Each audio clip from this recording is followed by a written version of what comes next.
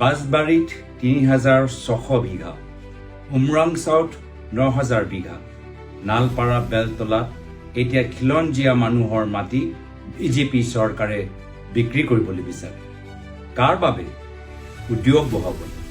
ঠিক আছে, অসমত উদ্যোগ লাগে, কিন্তু খিলঞ্জীয়া জনগোষ্ঠীৰ মানুহৰ মাটি কিয়?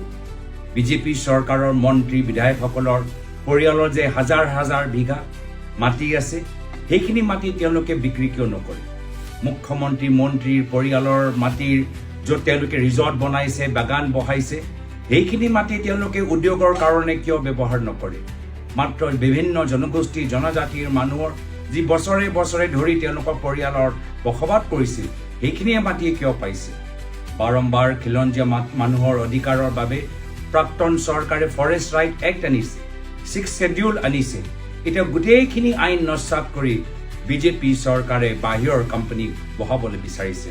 আমি খিলঞ্জীয়া মানুহৰ মাটি ইমান সহজ সৰল দৰে বিক্ৰী হ'বলৈ নিদিওঁ। এইবাৰ কংগ্ৰেছ ওলাই আহিব, খিলঞ্জীয়া মানুহৰ মাটি সংৰক্ষণৰ ক্ষেত্ৰত, বিভিন্ন জনগোষ্ঠীৰ মাটি সংৰক্ষণৰ ক্ষেত্ৰত এইবাৰ যুঁজ এখন হ'ব।